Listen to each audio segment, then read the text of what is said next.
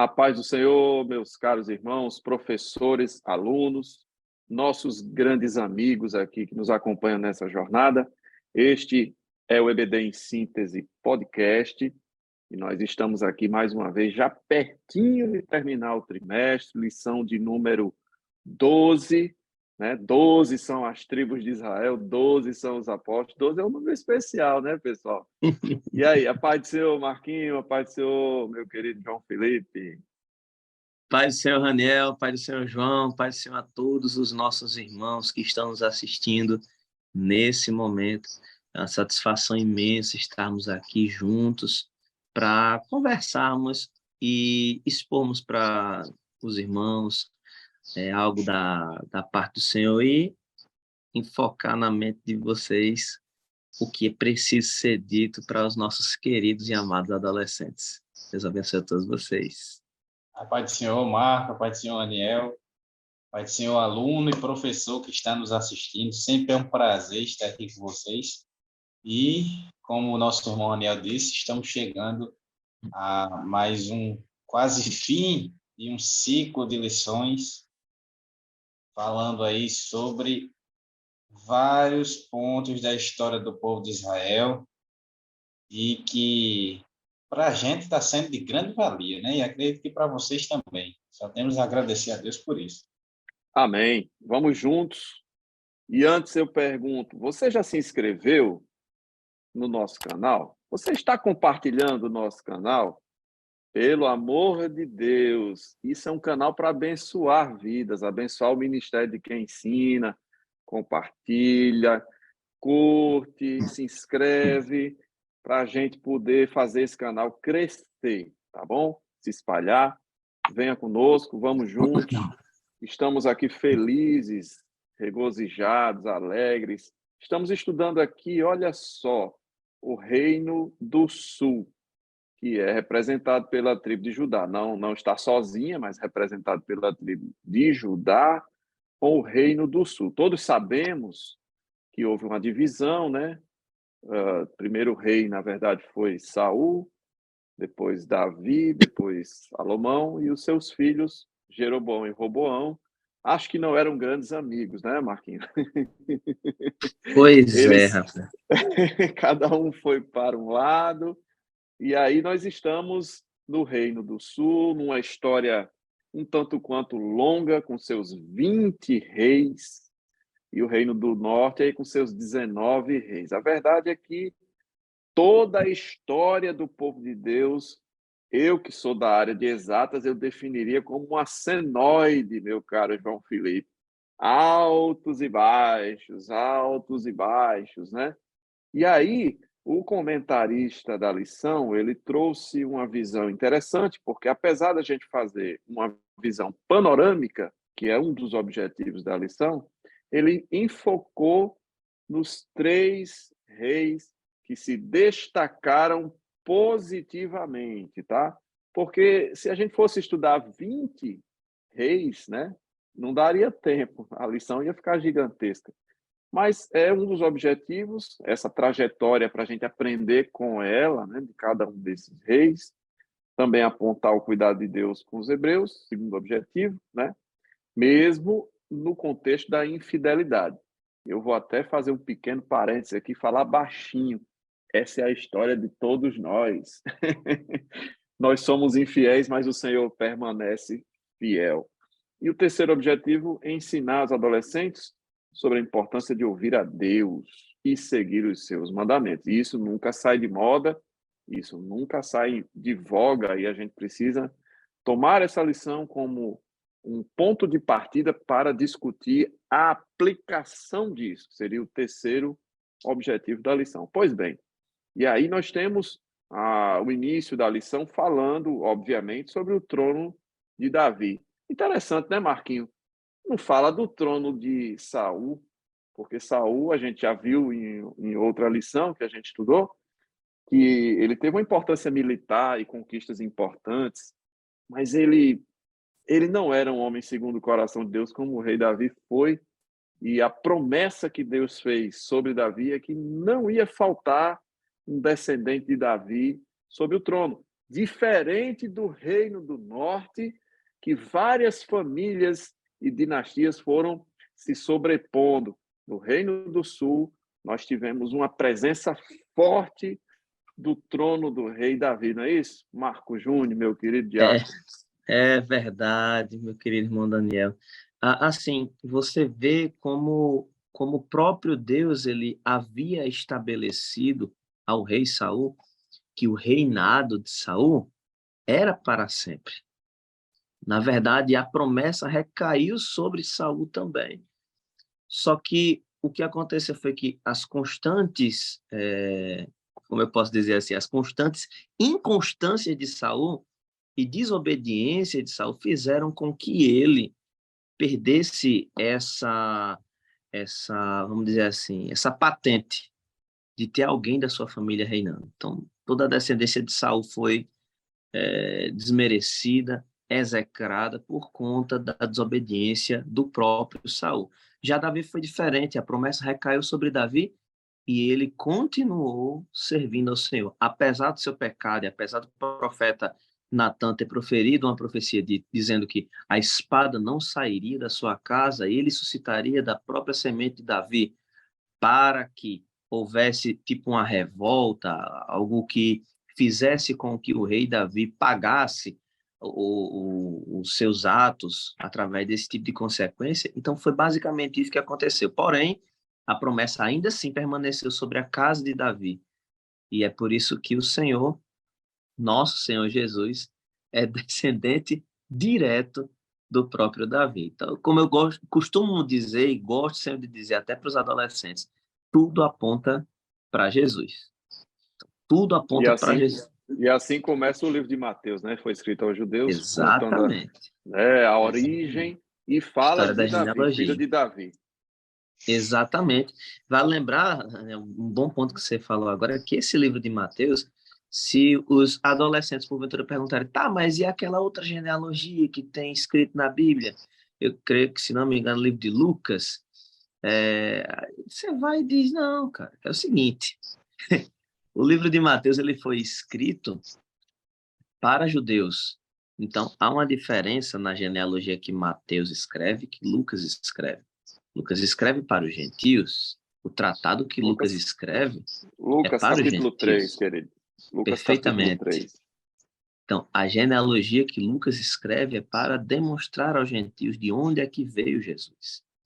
E então, nós temos aí o ponto de partida para a estabilização do trono de Davi, que não era só para os dias odiernos atuais, ou para os anos que se seguiram. Não tem um prazo de validade. O trono de Davi não tem um prazo de validade. O trono de Davi é eterno na pessoa de Cristo. Perfeitamente, não é, meu querido João Felipe, o melhor sorriso deste podcast.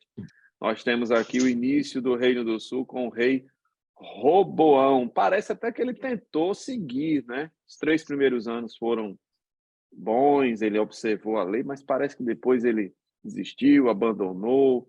Não é verdade, meu querido João Felipe? Exatamente. É interessante. Eu sempre leio essas passagens e fico um tanto indignado, sabe, com certas atitudes, mas aí depois eu lembro que eu faço igualzinho, só que em outro contexto. Só que... essa humildade é muito boa, porque às vezes a gente esquece um pouco, fica falando do povo de Deus como se a gente fosse muito diferente. Exato. Talvez não no mesmo contexto, claro que não no mesmo contexto, porque como vocês podem ver pelo meu rostinho, eu não vim da Realiza, mas eu acho interessante que Roboão, ele acaba cometendo a mesma falha que o próprio Jeroboão também. Os caras tinham acabado de ser instituídos como rei. Roboão tinha linhagem, Jeroboão não tinha. Jeroboão, mais do que Roboão, até deveria ter pensado, poxa, Deus ele entregou 10 tribos nas minhas mãos. A primeira coisa que o caba faz é levantar um altar de idolatria para que o povo não fosse lá para Jerusalém. Enquanto isso, Roboão tentou andar ali, mas começou um declínio que não teve como ele se levantar desse declínio depois disso, porque foi só ladeira abaixo. E, infelizmente, a gente tem vários tipos de reis que passaram pelo Reino do Sul, né, por Judá. E isso nos ensina muitas coisas. Tivemos muitos reis muito bons, mas que em algum ponto eles tiveram que ter uma repreensão de Deus. E com Roboão não foi diferente. Roboão era neto de Davi, tinha toda aquela fama ali por ser mais próximo, né? O neto de Davi, filho do grande rei sábio Salomão, governou Judá ali por 17 anos, ainda foi muito tempo, e você vê que, mesmo assim, ele começa a cair nas mesmas besteiras até que o pai cometeu, como, por exemplo, a poligamia. Não chegou o recorde do pai de 1000, né? Mas ainda foi... E do avô também. E do avô também, pois é. Olha, não diga a ninguém não, mas Davi, já velhinho, queria uma moça para ficar esquentando ele. Parece que a família era meio esquentada, né, Marquinhos? Com certeza. Parece que o pessoal gostava de ter bastantes mulheres, né? E você vê que ele também acabou afundando o povo, a nação, na idolatria, né? E, enfim, a gente vê muitas dessas questões, muitos reis muito bons que passaram por Judá e reis que passaram também que foram péssimos, né? A gente tem, por exemplo, Josias. Em contraponto a Josias, nós temos ali Manassés, que misericórdia. Então, vários povos ou vários reis que passaram por Judá. E seria interessante até, professor, trazer um pouco do que foi visto até agora na lição, porque, assim, é uma linha do tempo e ela é contínua. Então, seria interessante trazer, a gente já viu que o povo passou por isso, passou por aquilo, passou assim, assim, assim, e agora nós estamos aqui no Reino do Sul, falando especificamente do Reino do Sul. E se puder levar até um apanhado dos reis que passaram, não precisa falar sobre todos eles, né, que não é o foco da lição, mas levar ali um desenho, uma tabela, mostrando quais foram os reis que passaram ali pelo Reino do Sul. Seria interessante até trazer a questão de, por exemplo, sabia que foi por conta do Reino do Sul ser formado por Benjamim e Judá, que foram as duas tribos que se uniram ali a Roboão, que os judeus recebem o nome de judeus, que eles eram hebreus por conta de Éber lá atrás, depois se tornaram israelitas por conta de Israel, que é Jacó, e depois recebe o nome de judeus por conta do Reino do Sul, que era formado pela tribo de Judá e Benjamim, mas a maior tribo e mais famosa, né, por ser a tribo de Davi e Judá. Então, tudo isso são informações interessantes. E ainda sobre Roboão, a gente vê que ele, logo no início, ele ainda tentou até tomar Israel de volta para ele, né? Lá no capítulo 11 de 2 Crônicas, a gente vai ver isso. Ele vai tentar tomar o povo de volta, só que Deus vai levantar o profeta e vai dizer, olha, você está proibido de ir contra os seus irmãos, porque é o mesmo povo. Não é porque vocês se dividiram que vocês vão fazer guerra, agora não está brigando. Então você não vai.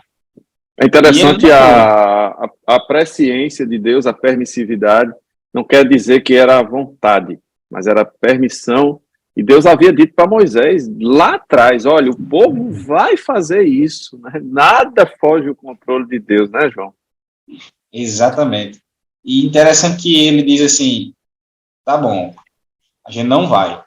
Mas besta como ele não era, né? Ele pegou e fez ali fortificações, várias cidades, ele edificou várias cidades, ele fez as suas fortificações, suas fortalezas, aumentou a importância da própria Jerusalém até o ponto que ele começou a decair, porque aí no lugar de Jerusalém ser o único lugar de adoração, agora a gente tinha vários outros altares se infiltrando aí em Judá, debaixo do nariz do rei, e ele de nada fazia, muito pelo contrário, ele foi a favor de certas ações idólatras.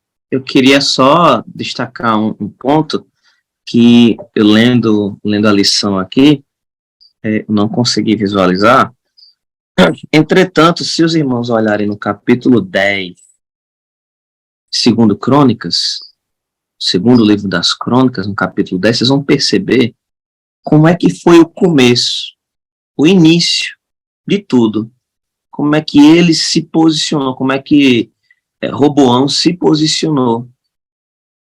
Ele reuniu todos os anciãos para pedir conselhos sobre várias questões, inclusive sobre os tributos, sobre o que deveria ser feito, e ele pediu conselhos aos anciões, e os anciões disseram assim, cara, diminui isso, alivia o fardo, os encargos tributários, parece a gente aqui no Brasil, né, cheio de tributo para cá, tributo para lá, é tributo na água, tributo no gás, tributo no lixo, é tributo pela rua, pela luz, por tudo tem tributo. Lá em Israel não era diferente.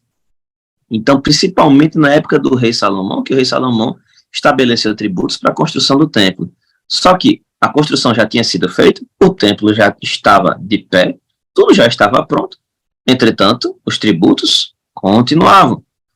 Aí foram perguntar para Robão, o que é que a gente vai fazer agora? Porque o templo já está construído, está tudo feito, a gente tem uma cidade rica, o palácio é lindo, é maravilhoso, o templo é estratosférico, extraordinário, maravilhoso.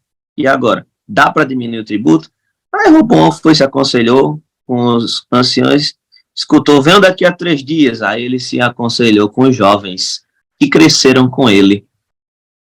Ele não levou em consideração o conselho dos mais velhos, ele apropriou-se do conselho da sua idade. A Bíblia diz, próprio proverbista Salomão escreveu que na multidão de conselhos há sabedoria. Só que é necessário escolher que tipo de conselho você vai receber. E é importante você dizer para o adolescente se aconselhar com quem tem mais experiência do que ele, com quem tem mais estrada do que ele, com quem tem mais tempo de vida vivido, mais circunstâncias vividas. E por isso, Roboão disse,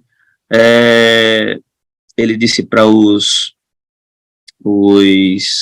anciões de Judá, o meu dedo é mínimo, no versículo 10 do capítulo 10, o meu dedo é mínimo. O meu dedo mínimo é mais grosso do que os lombos de meu pai. Diga isso, camarada não era bruto? Pensa num cabra bruto. Não é não, Daniel? Ele tinha uma mãozinha de pedreiro, né? Para ter um dedo grosso desse. Pode crer. Aquela mão macia que parece uma lixa. Isso aí é o fruto da vida sem experimentação. E aí a Bíblia chama de incauto, né? Isso. Sem conhecimento. E até hoje essa regra que você citou aí, Marquinhos, é muito válida aí. E geralmente essas pessoas mais experientes têm nome. Geralmente se chama pai e mãe. Vovô, vovó. Vovô, vovó, o pastor, né? Pastor, o líder. Universidade, jovens. Professor. O superintendente DBD. O superintendente DBD. O bichinho, rapaz, deu ouvido pra ele, viu? O supervisor pedagógico. A coordenadora pedagógica. Muito bem. Vejam só, e essa história do tributo e tudo é uma coisa histórica, fazia parte já da cultura deles. Pra vocês terem uma ideia, o tributo no tempo de José, José do Egito, né, quando ele assumiu, o tributo era de 20%, Marquinhos. Imposto único de 20% não é moleza não, viu?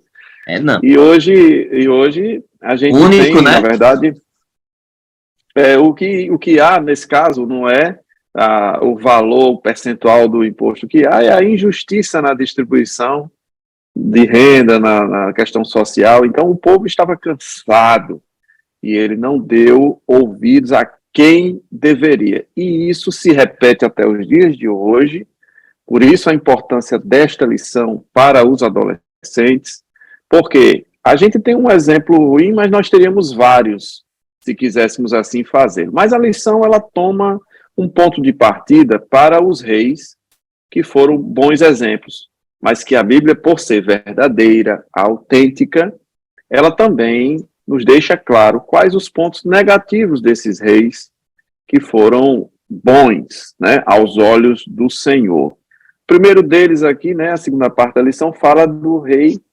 Asa, que era neto de Roboão, né? Ele reinou um pouco mais, 41 anos, etc. E ele foi fiel, ele destruiu os altares, né? Ele quebrou uma sequência de idolatria. A verdade é que durante todos os reinados aí, existe um altos e baixos nessa questão, e o povo de Deus só vai se libertar mesmo da idolatria depois do cativeiro, quer dizer, bem depois, né? Mas até lá era uma questão que se repetia. E Asa foi um dos que conseguiu, né, tirar os postes de Baal, de Azerá, né? E Baal, na verdade, é um tipo de divindade, ele não é um único Deus, né? Então era Baal, Zefon, Baal, etc. E assim, vários tipos, né? Baal é como se fosse um plural de um tipo de divindade dos sumérios, né? Daquele povo que influenciou tanto a cultura religiosa do povo de Deus. Pois bem, então Asa é o primeiro desses reis e ele tem como, assim, atuação chave a retirada da idolatria do meio do povo. Não é isso, meu querido João Felipe? Exatamente. E interessante, você pode até jogar uma charada aí para os seus alunos. Qual foi a única mulher na Bíblia que teve asa? Maaca. Foi longe. Primeiro, cadê a bateria, Marco? Badum. Charada de tiozão, né?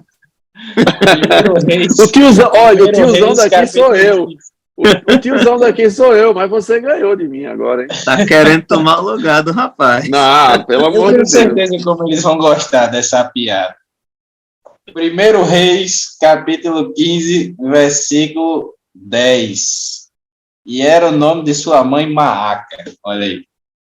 Mas realmente Asa, ele foi um rei muito bom.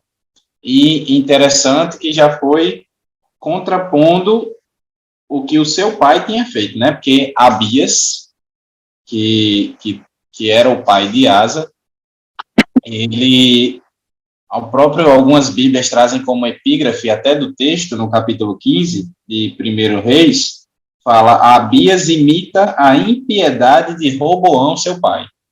Então a gente já viu que o Caba não era muito flor que se cheirasse, não, né? Mas Asa, sabe aquela questão que é trazida lá em Ezequiel também, que fala assim: que história é essa que os pais comem uvas e os filhos é que nascem com os dentes esverdeados, manchados? Ele falando sobre essa questão de que o filho tinha que seguir sempre o exemplo errado do pai, né? Como que o pessoal chama aí afora de maldição hereditária. Mas a gente tem que entender que eu tenho o meu livre-arbítrio e eu faço as minhas escolhas. É muito fácil chegar e dizer assim: não, eu fiz isso porque meu pai fez, porque fulano e tal fez. Mas Asa, ele é um dos exemplos que decidiu não seguir o caminho nem do seu avô, nem do seu pai. Ele disse: não, acabou essa impiedade, acabou a idolatria aqui em Judá, e a partir de hoje o Senhor será o único que deverá ser cultuado aqui em Judá. Ô João, isso aí que você está falando, me permita dizer, é uma obra divina, sabe? Porque, por exemplo, a gente vai falar daqui a pouco sobre Josias e da importância de Joiada, né, seu tio, como tutor, mas a Bíblia não relata que Asa teve um tutor espiritual, não teve alguém para puxar a orelha dele. Foi algo que nasceu do coração dele de fazer isso, né? Exatamente. E assim, a responsabilidade, ele com certeza entendeu a responsabilidade, porque o erro das pessoas jovens é não olhar para o que as gerações passadas fizeram, tanto de coisas boas como de coisas ruins, né? O próprio Salomão vai dizer que nada é novo debaixo do sol. A gente acaba não olhando para as coisas do passado e repetindo os mesmos erros no presente. E Asa, eu acho que ele deu uma lida aí no que seus antepassados fizeram, como Deus foi grandioso na vida de seu tataravô Davi, seu tataravô, né, porque o tataravô foi Salomão, como Deus também foi grandioso na vida de Salomão, já não foi tanto na vida de Roboão, porque Roboão que não quis ver a grandiosidade de Deus em sua vida, Abias também não, mas ele disse, não, a partir de agora, o trono de Davi, ele tem que ser eterno, mas eu tenho que fazer por onde ele ser eterno e direito, não adianta ser eterno e todo mal amanhado, né?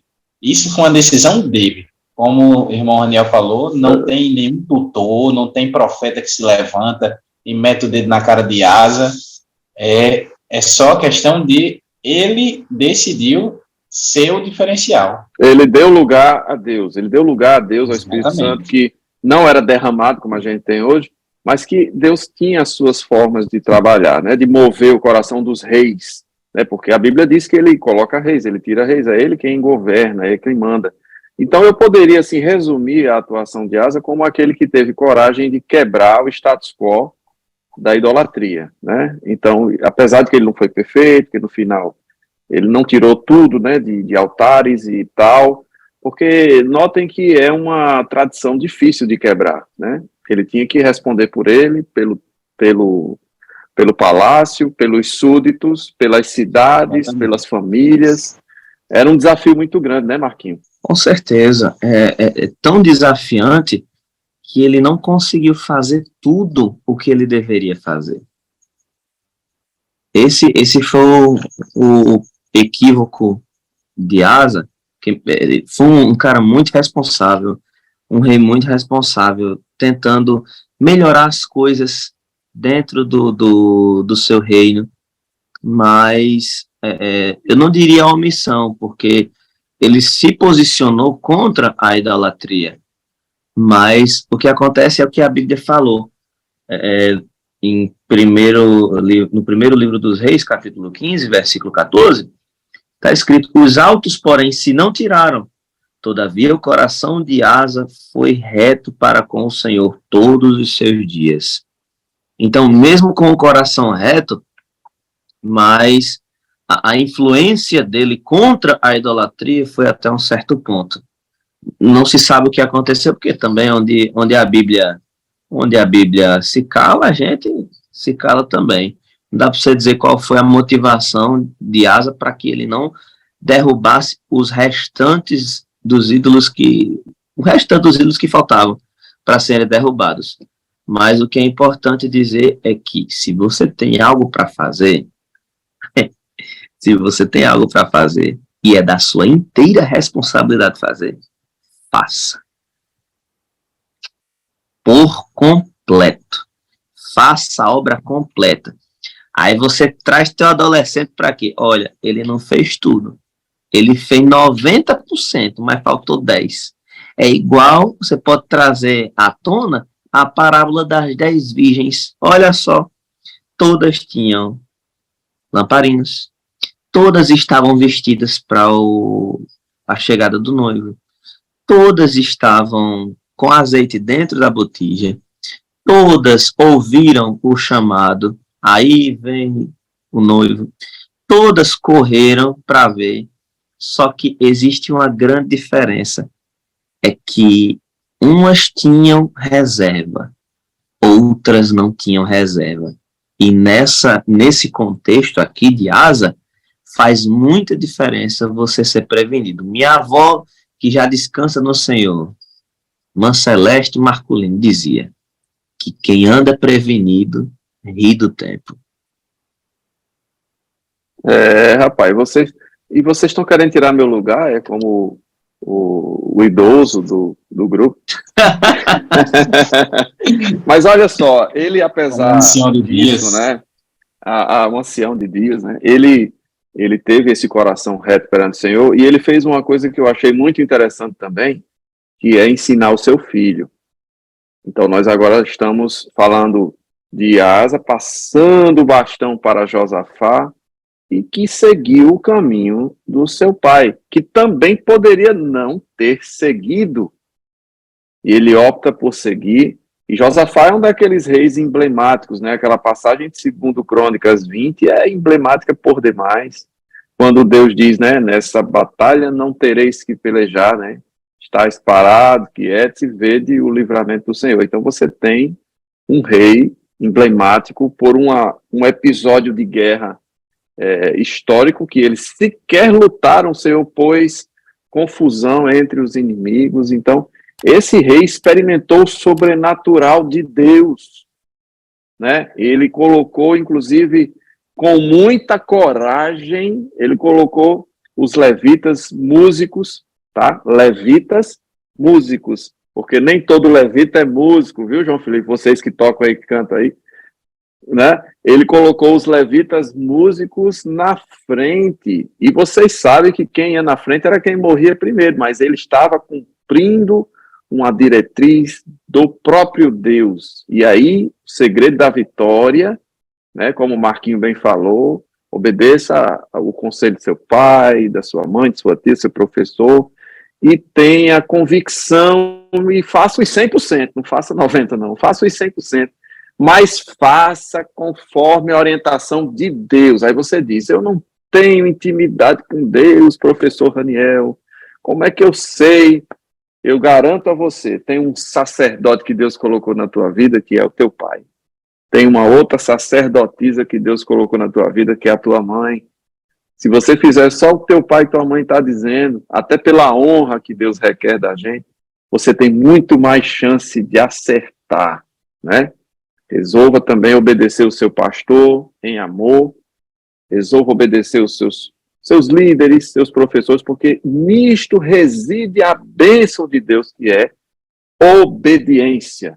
Então, Josafá, no meu conceito, né, Asa teve a coragem de quebrar com o status quo do pecado, e Josafá teve a obediência ao que o pai ensinou e a obediência ao que Deus mandou. Né? Apesar de que também não foi perfeito, né, não tirou todas as abominações, mas o fato é que ele teve muita coragem, né, João?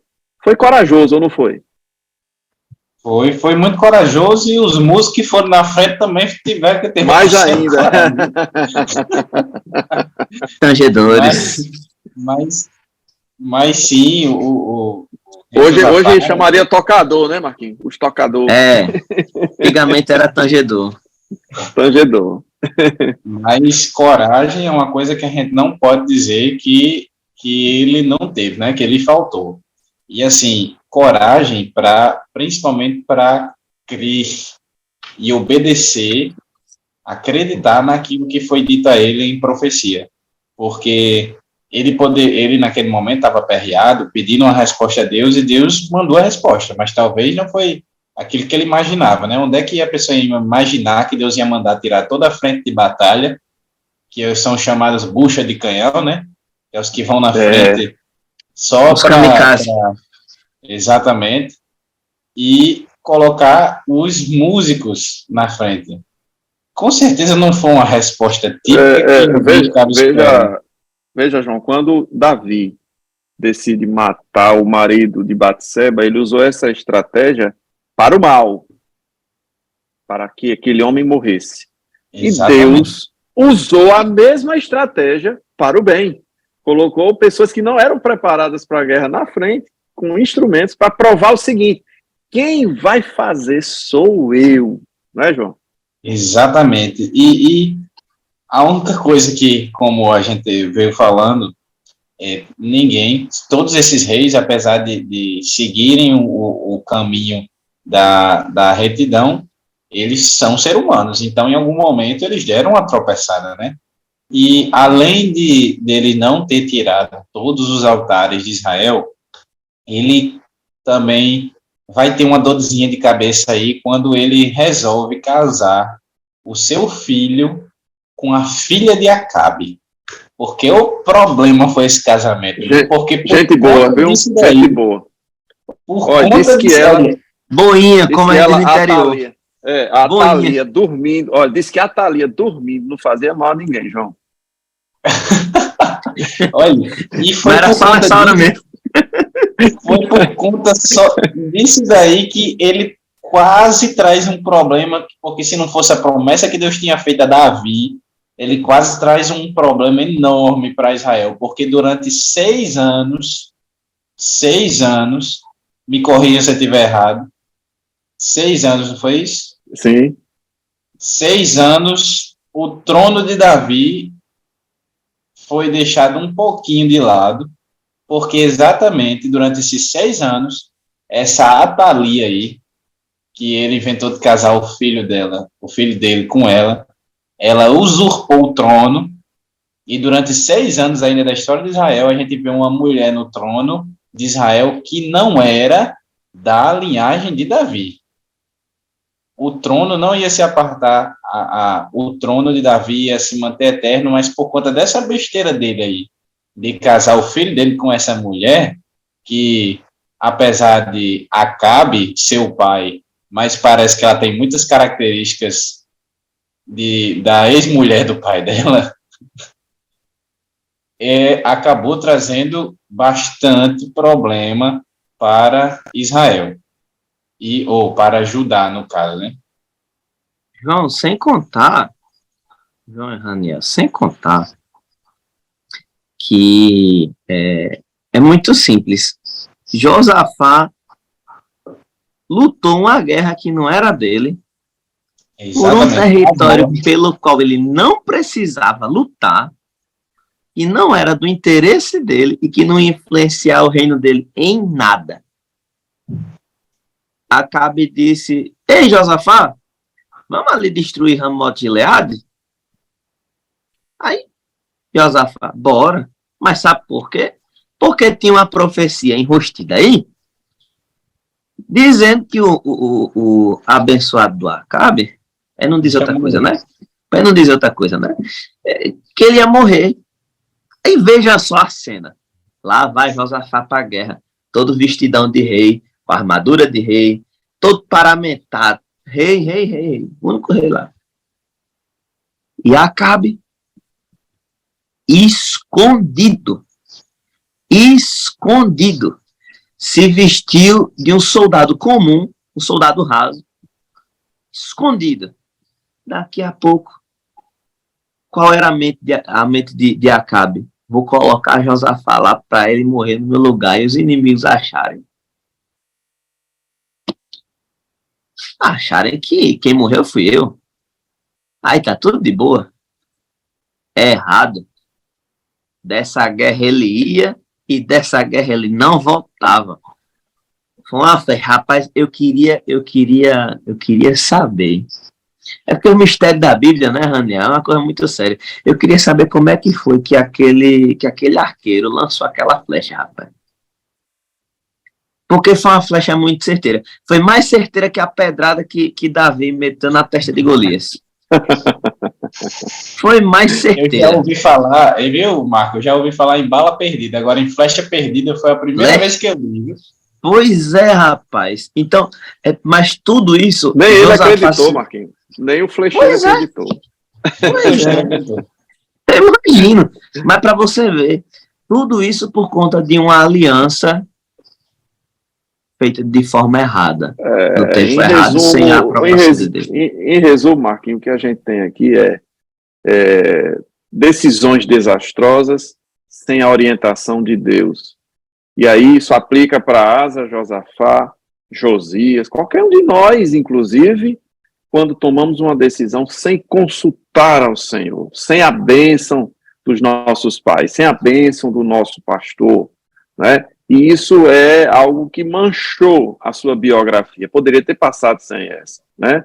Sem esse casamento desastroso com a Atalia, filha de Acabe, um dos piores reis, né? Segundo o nosso pastor Martim sempre fala, né? O rei Acabe é quase o concurso, né? Assim, em pecado, ainda era manicaca, mas isso é assunto para outro dia. Exato. Conhecido como Maniagabe. Então, assim, nós temos agora estamos chegando em Josias, né? Que teve também uma história curiosa. Ele começou a reinar cedo, ele teve um tutor, ele fez uma coisa também muito interessante, que foi uma reforma no templo. E aconteceu uma coisa que foi boa, mas que para mim seria motivo de muita vergonha, porque foram reformar o templo e acharam o livro da lei. Minha gente, eu acho que eu morria só de vergonha. Eu procurava um buraco para me enterrar. Né, quando Deus entregou a lei para Moisés e deu as ordenanças, uma das coisas dizia o seguinte: todo rei que se preze tinha que ter uma cópia da lei de sua posse pessoal. Né? Então ele tinha que ter aqui, ó, na cabeceira da sua cama, uma cópia da lei. E ele, Josias, fez uma coisa boa e tal, e o livro da lei estava perdido dentro do templo. Minha gente, a vergonha é ainda maior, porque estava perdido dentro do templo. Que bagunça devia estar lá, Marquinhos, pelo amor de Deus. Então, assim, é uma coisa boa, sim, mas vale aí também uma lição, né? Eu me lembro de um pastor, me permitam contar essa, que visitou uma irmã, e o pente da irmã, Marquinhos, o pente que ela usava para se pentear, ele discretamente foi lá, abriu a Bíblia, Marquinhos, botou o pente dentro, e fechou e colocou de volta na estante. Depois que fez a visita, ele se despediu da irmã, oraram e tudo, o pastor voltou e ela ficou procurando o pente. No outro culto, quando ela chegou lá, pastor, olha, eu estou cheio de vergonha aqui, mas eu preciso perguntar. O senhor levou meu pente, foi? O senhor foi lá em casa, foi a última pessoa que foi lá, depois que eu vi o pente, não vi mais. Aí o pastor sorriu e disse assim: a senhora procurou dentro da Bíblia? Então essa história do pente exemplifica muito o que aconteceu com Josias, que ao fazer a reforma, numa boa intenção, achou o livro da lei perdido. Meu Deus do céu. Mas ele fez coisas boas, né, Marquinhos? Ele instituiu uma Páscoa que nunca se tinha visto, nunca mais tinha visto uma Páscoa, uma celebração tão bonita como ele fez, né? Não é isso? Com certeza. E, assim, trazendo, a gente está encerrando com Josias esse ponto de pelo menos 3 reis dos 20 que reinaram no Reino do Sul, mas fazendo uma retrospectiva desses 3 reis, a gente pode dizer que Asa começou um movimento. Asa começou um movimento de retidão ao Senhor. Já seu filho Josafá começou outro movimento. A Bíblia diz que Josafá adorou ao Senhor. Um tinha a vida reta. O outro voltou a adorar o Senhor, como não havia sido mais visto entre os reis de Israel. E este terceiro, ele, além de adorar o Senhor, além de se preocupar com as festividades instituídas por Deus para o povo, o que foi que aconteceu? Ele se preocupou com a lei do Senhor. Se a gente for pegar aqui vários versículos, referências sobre a importância da palavra para as nossas vidas, a gente passa a noite todinha aqui folheando a Bíblia. Mas, em especial, a gente pode citar o Salmo 1. Quando o salmista no Salmo 1 diz: bem-aventurado aquele que não anda segundo o conselho dos ímpios, que não se detém no caminho dos pecadores, que não se assenta na roda dos escarnecedores, antes tem o seu prazer em quê? Na lei do Senhor. E na sua lei medita de dia e de noite. Eu ouvi isso e gravei. Bíblia não se lê, Bíblia se medita.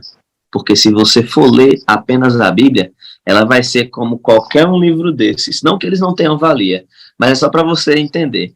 Ela vai ser como um livro desses. Você lê, termina de ler e não acumula nenhum significado dentro de você. Mas se você meditar na palavra do Senhor, é como você fosse um animal ruminante. Você mastiga a relva e fica ruminando a relva, meditando, pensando, trazendo aquilo para a sua vida e medita mais um pouquinho. Então, além de ter o prazer na lei do Senhor, o nosso querido Josias tinha esse temor de meditar na palavra e trazer a palavra para que ela ressignificasse na vida tanto dele como das pessoas que faziam parte do seu reino. É isso mesmo, Marquinhos. Ele teve uma importância muito grande nas festas, na questão litúrgica, né, que também estava meio esquecida.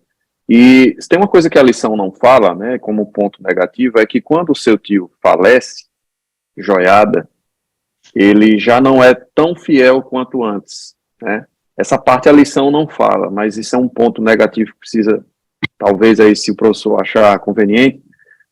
Por que que isso é importante? Porque o Joiada representa o tutor, o responsável, o líder espiritual, e a gente não pode ser fiel só quando o nosso pai, nossa mãe, o nosso professor, o nosso pastor está por perto para nos vigiar.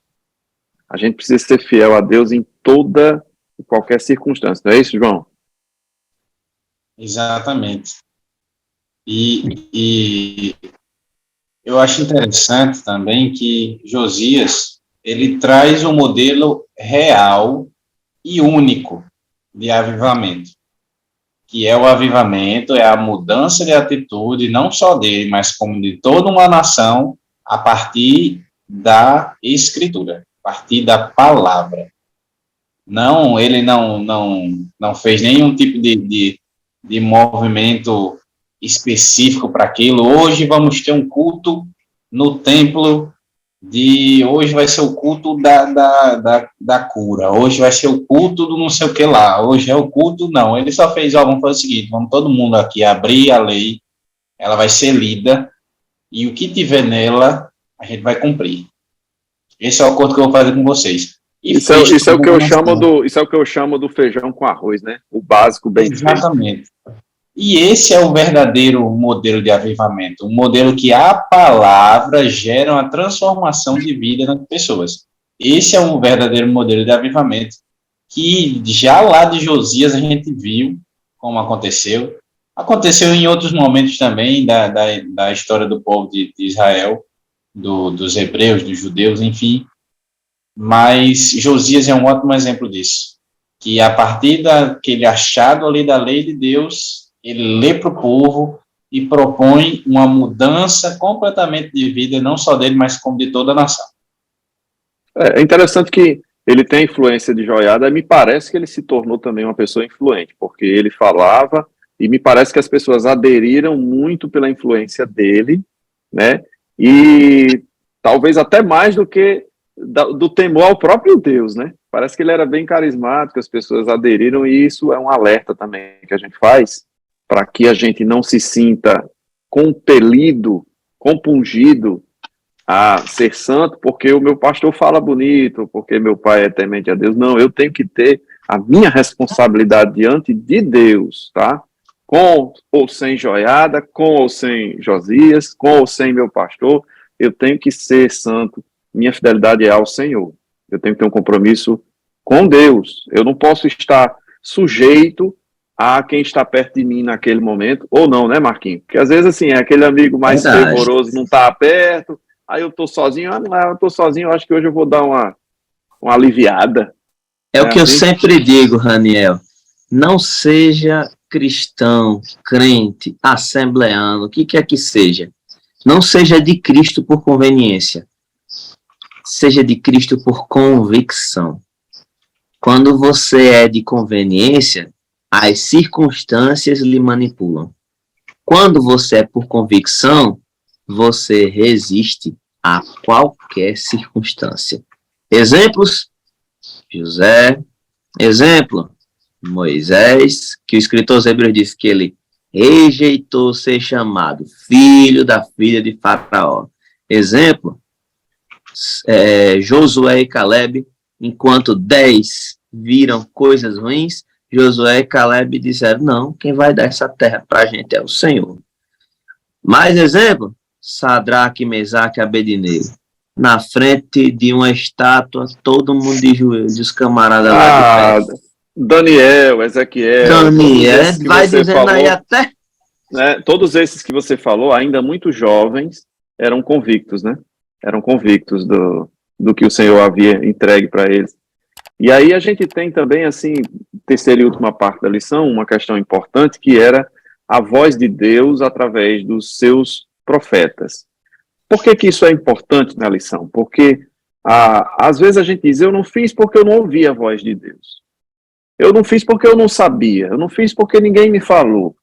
Mas além de hoje a gente ter a lei do Senhor nas nossas mãos, traduzida em bom português, além disso, Deus também tem os seus profetas, né? E naquele tempo não é diferente, existia o texto da lei, né? Existiam os livros que compunham a lei, e você tinha também profetas, homens de Deus, que muito claramente direcionavam o que o rei deveria ou não deveria fazer. Então não tinha desculpa para dizer, eu não sabia, eu não fiz porque eu não sabia, né, Marquinho?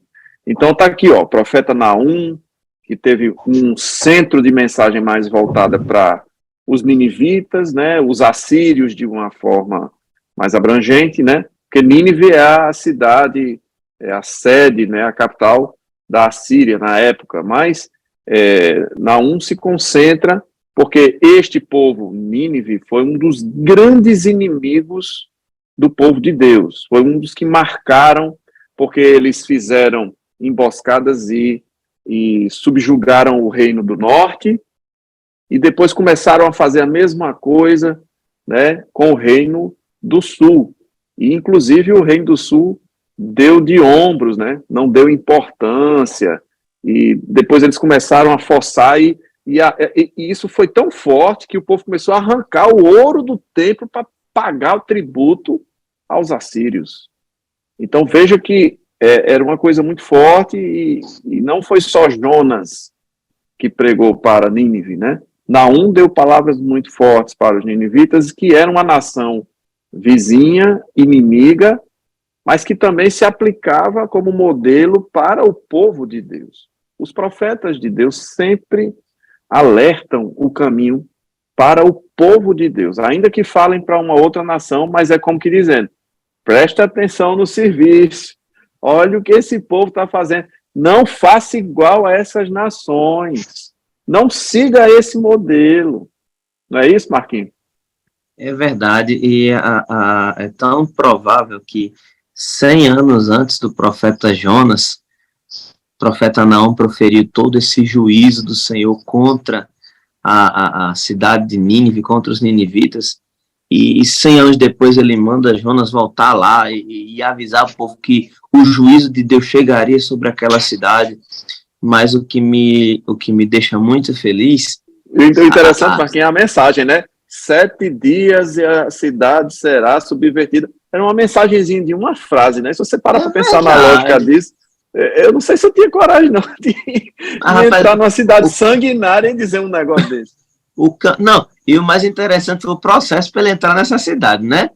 Tava no mar, pula essa parte. Entrou dentro da barriga de um grande peixe, daqui a pouco saiu do grande peixe, já estava na praia de Nínive já. Eu acho que foi o primeiro Uber peixe marítimo. Com GPS. Não, peixe Uber com GPS. marítimo. Foi o primeiro Uber marítimo da história. Só não tinha ar-condicionado. Só não tinha ar-condicionado, mas água tinha aqui só. Então, mas para você ver, então ele chega lá, ministra essa palavra, essa mensagem que Deus ordena para que ele fale para o povo, e o povo vai lá, ouve e se arrepende. Então a palavra surtiu efeito. Milagrosamente. A palavra surtiu efeito. Então, não é você subjugar os outros a acreditarem naquilo que você quer que eles acreditem. É você falar aquilo que Deus quer que você fale. Se tem algum adolescente lá na sua sala, na sua igreja, que estuda, que está na escola dominical sempre, diga para ele, olha, adolescente, nunca queira se apropriar de um púlpito, de um microfone, para falar aquilo que dá certo. Porque o que dá certo, uma hora deixa de dar. Mas fale o que é certo. E o que é certo está aqui, ó. E antes de tudo, Marquinhos, o exemplo, né? O exemplo é muito importante. Eu me lembro que minha mãe, irmã Marta, ela sempre foi um exemplo, desde nova, desde adolescente, e ela não era muito de falar, E eu me lembro que algumas pessoas nos encontraram com a gente anos e anos e anos depois, era assim, eu fui ganha para o evangelho pelo exemplo da sua mãe. Eu disse, mas o que é que ela falava? Ela dizia, nada. Ela não falava nada. Mas era um exemplo contundente, muito melhor do que muitas palavras, né, João? Verdade. Essa questão do exemplo é muito latente na nossa vida, né? E é mesmo.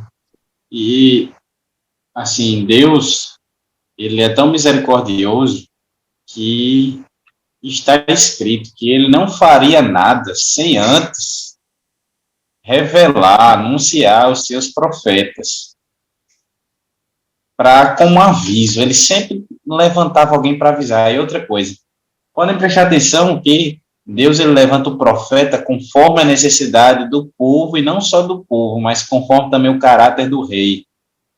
Porque profeta não é para estar alisando cabeça de quem está errado. Profeta tem que ter o espírito, porque hoje em dia nós temos nos dias atuais o dom de profecia. O dom de profecia, mas naquela época, ser profeta, ter um espírito de profeta, a responsabilidade de um profeta, o chamado e o serviço de um profeta era totalmente diferente do que muita gente imagina que é hoje, né?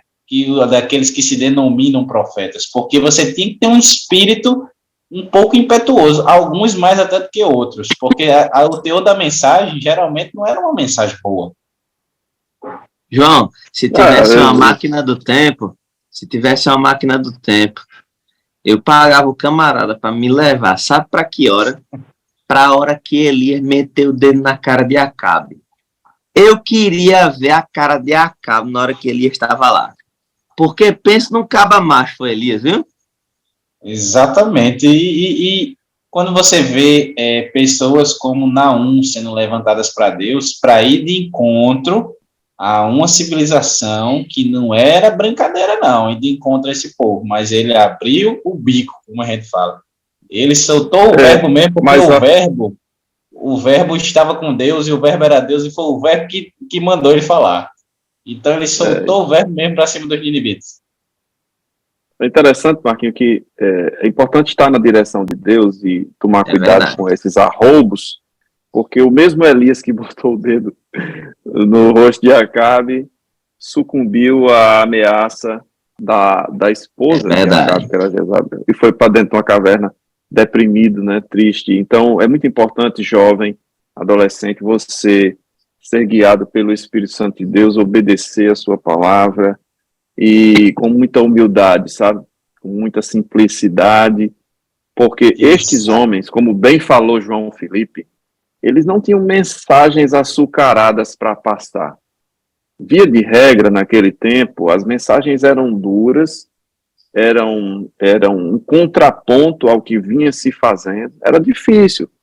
Então, hoje todo mundo quer ter o dom de profecia, porque a gente ficou um pouco mal acostumado com as mensagens açucaradas e abençoadoras, e não que isso esteja errado, mas o profeta, pela Bíblia, ele tinha um caráter muito mais inquisitório, muito mais de pressão para mudança do que propriamente para bênçãos, né? Para coisas boas. E Sofonias também, contexto, né?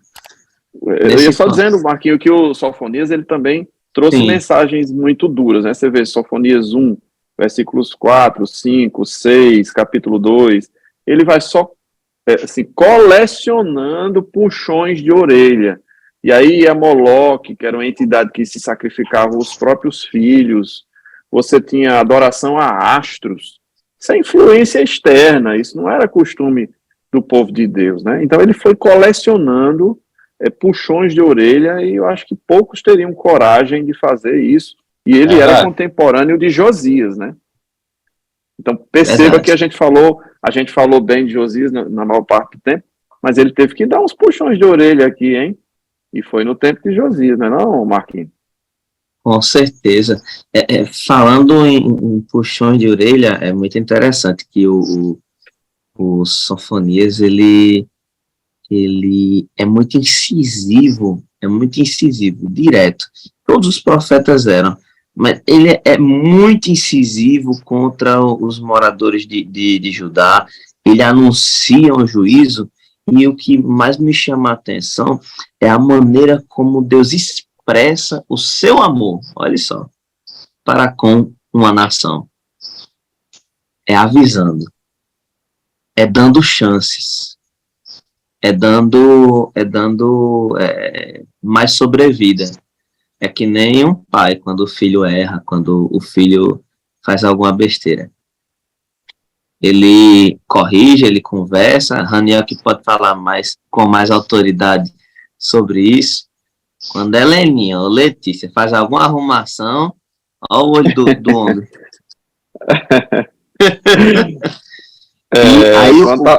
Quando tá fora de casa, Marquinhos, é o olho, mas quando chega em casa, a conversa é mais diferente. Então, mas para você ver, e mesmo assim, daqui a pouco, depois da correção, o filho se achega próximo ao pai, abraça o pai, diz que ama, que ele é lindo, que é o amor da vida dele, mas justamente porque há amor naquele que corrige. Então, a própria Bíblia diz que Deus corrige aquele a quem ele ama. E muito se fala sobre os nossos profetas aqui, e a gente pode citar também contemporâneo desse Reino do Sul, de toda essa história, o profeta Jeremias, que foi um profeta pré-cativeiro. Ele anunciou, ele disse o que ia acontecer, ele falou que as coisas iam se suceder, e no final das contas, não deram crédito à palavra dele. Aí, João Felipe, cai muito naquilo que você falou sobre o tipo de mensagem, sobre a mensagem açucarada. Jeremias não tem mensagem açucarada, não. Jeremias era martelo. É tanto que ele profetizou. Não é a minha palavra como martelo que me sapenha, não é a minha palavra como fogo. Então, essa era a palavra. Chegou até um sacerdote perto de Jeremias e quis desqualificar Jeremias, que foi Ananias, se não me falha a memória, quis desqualificar a profecia que estava sendo proferida por Jeremias, dizendo que ele quebraria, que Deus quebraria o jugo da Babilônia, como ele estava quebrando aquele jugo que estava sobre as costas de Jeremias. Mas daqui a pouco, a palavra do profeta, daqui a um ano, você vai morrer. Pronto. Aí você vai ver quem é que está falando, por quem Deus está falando. Então, foi o que aconteceu. A palavra de Deus, para quem ele ama, é uma palavra de juízo, de conserto, e, infelizmente, essas palavras estão sumindo dos nossos púlpitos. Muito se prega por milagre, muito se fala por milagre, muito se ensina por milagre, são só benefícios, mas não se leva os adolescentes, ou quaisquer adultos, enfim, jovens, a entenderem o caminho do Senhor de uma forma mais temerosa, porque a Bíblia diz que o temor do Senhor é o princípio da sabedoria. Quanto mais eu temo a Deus, mais eu me preservo seguindo a palavra e me afastando das coisas que não agradam ao Senhor. Muito bem, Marquinhos, é isso mesmo. E eu queria só puxar um gancho do que você falou em respeito do juízo e dizer que Deus, ele aplica o juízo, mas na verdade o que ele quer é aplicar a misericórdia. E na vida do jovem, do adolescente, ou até mesmo na nossa, a gente pode ter falhado inúmeras vezes, a gente pode ter sido, assim, repreendido pelo Senhor, pode ter tido, assim, um puxãozinho de orelha. E falando de Nínive, falando do que falou o profeta Naum, falando do que falou o profeta Jonas, né, e até pegando esse finalzinho aqui com auxílio teológico, olha o que Deus faz com aquela geração que Jonas pregou. Mateus capítulo 12, versículo 41. Preste atenção. Os ninivitas, nós estamos falando de quem? De um povo sanguinário, de um povo assassino, de um povo idólatra, mas que se arrependeu dos seus maus caminhos, né? Então ele diz assim, os ninivitas ressurgirão no juízo com esta geração e a condenarão, porque se arrependeram com a pregação de Jonas, e eis que está aqui quem é mais do que Jonas. Então perceba a palavra de Deus citando textualmente que os ninivitas foram alcançados porque se arrependeram. Isso vale para mim, isso vale para você. Você pode estar se sentindo culpado. Meu Deus, Deus está aplicando juízo sobre mim, Ele está me chamando a atenção para as práticas ruins que eu cometo, né? Eu não queria ser assim, eu queria mudar, eu queria usar o exemplo desses homens, mas é como diz o Paulo escrevendo aos Romanos, capítulo 8, né? O mal que eu não quero fazer, eu termino fazendo. Então, se você se encontra nessa situação, há esperança para você, se humilhe, peça perdão a Deus, receba o conselho dos teus pais, receba o conselho do teu pastor, né? Receba da mesma forma que aqueles homens receberam a palavra daqueles profetas, receba também essa palavra, né? Se humilhe, se arrependa, porque mais do que o juízo, Deus quer aplicar a misericórdia, tá certo? Então, há perdão para o teu pecado, né? Se esse é o caso, não sei se é, né? Isso a gente fala para professores e alunos, né? Então, fale isso para o teu aluno, para que não fique assim aquela carga de juízo, né? A lição fala só de juízo e tal. Há perdão para o teu pecado, há misericórdia de Deus na tua vida, na vida dos professores, dos alunos. Mostra esse lado da misericórdia divina, porque o profeta, a função do profeta não era aplicar o juízo. Quem aplicava o juízo era o próprio Deus. A função do profeta era avisar. Era avisar. Então, que usemos isso para mudarmos os nossos procedimentos, para crescermos em graça, em conhecimento, né, nos arrependamos, porque o que tira uma pessoa do céu, Marquinhos, não é pecado, não. É tirar Jesus da vida, viu? Não é isso, João Felipe? Exatamente. Às vezes a gente se esquece um pouco de que a gente vê até reis que foram, por exemplo, já que estamos na lição falando sobre isso, a gente vê até reis que, por exemplo, foram totalmente errados, fizeram coisas totalmente erradas, mas ali perto do final de sua vida eles se arrependeram e Deus teve misericórdia da vida deles. E esse é o ponto.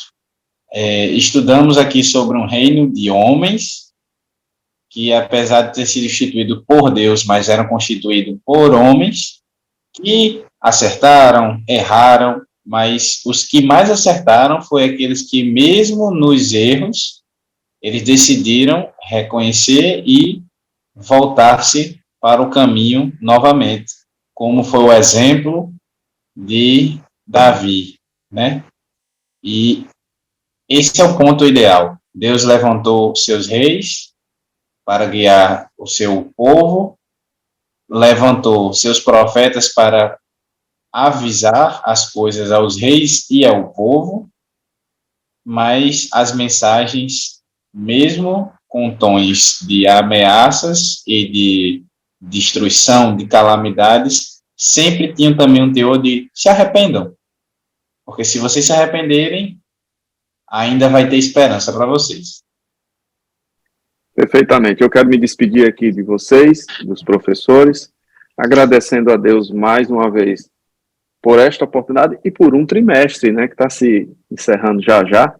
E com isso eu desejo o melhor de Deus para você, professor, para você, aluno, né? E sempre há algo que a gente pode melhorar e mudar, né? Vamos deixar o Senhor agir na nossa vida. Vamos ter humildade, simplicidade e deixar que Ele nos abençoe e, através de nós, abençoe outras vidas também. A paz do Senhor, João Felipe, a paz do Senhor, Marco Júnior. Pai do Senhor a todos, a paz do Senhor, Raniel, a paz do Senhor, João Felipe. Muito importante isso que nosso querido Raniel falou. E sempre frisar para vocês que onde abundou o pecado, superabundou a graça. Aquilo que para nós se constituía um favor imerecido é realidade nas nossas vidas, é graça, é por ela que nós vivemos e é por ela que nós vamos para a eternidade. Sem a graça nada seríamos. O apóstolo Paulo escreveu, porque pela graça sois salvos por meio da fé. Isso não vem de vós, é dom de Deus. Não vem das vossas obras, para que ninguém se glorie. É tudo graça. Se você respira, se você se alegra, se você tem esperança, e o apóstolo Paulo diz que essa esperança não traz confusão, porquanto o amor do Pai está derramado nos nossos corações, através de seu Filho, Jesus Cristo. Fique tranquilo, fique em paz. Viva pela graça. Caminhe pela graça. Ame pela graça. Perdoe pela graça. É o seu acesso à eternidade. A linguagem do crente é amar. A atitude do crente é perdoar. E a visão do crente é a eternidade. Deus abençoe vocês, professores. Amém. Também gostaria de me despedir. Chegamos à nossa última aula juntos e gostaria de agradecer a você que até agora está aqui nos ouvindo, que acompanhou esta lição. Ainda vai ter a lição 13, não percam. Mas a nossa aqui já é a última deste trimestre e nós estamos aqui gratos a Deus por isso, né? Como disse nosso irmão Raniel, é sempre uma honra estar aqui com todos vocês e aqui nos despedimos. A paz do Senhor. Paz do Senhor, gente. Fiquem com Deus. Um grande abraço.